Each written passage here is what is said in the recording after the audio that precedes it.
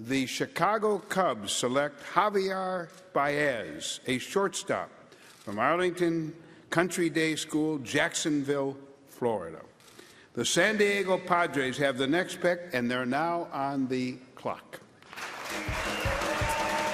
Harold, you called it. Javier Baez, an intriguing high school bat, committed to Jacksonville University. His junior year really put him on the map. He hit .463 with 13 homers and 9 stolen bases. Now, his skill set has his high school coach, Ron Dickerson, comparing him to Hanley Ramirez. Well, you know what? I talked with a few people today. They were talking about Gary Sheffield-type comparisons with the bat as well.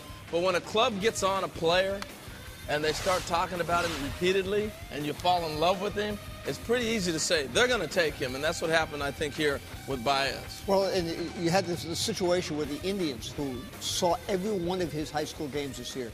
We're trying to make up that decision, Lindor versus Baez. I think, again, when Lindor went, they took the defensive player. This is the offensive shortstop, and he does have the skill set to stay at shortstop. A lot of people talk about with the bat, and he's going to be a little bit bigger. He might move to third base, but this kid's an athletic kid, and he's got the one thing that you look for in today's game, and that he get the ball out of the ballpark. Well, the biggest thing they're wondering in Chicago right now, hold on, we got Sterling Castro, who's 21 years old, the youngest player in the big leagues. How does that apply? He might move over to third base. I mean, when you look at it, but I think they'll send him out and let him play shortstop, but he's enough of an athlete he can move to third base. It's not that tough a transition. And there were several teams that were looking at with the idea of drafting him and making him a catcher because he's got such a great arm. And he's caught also in his high school career.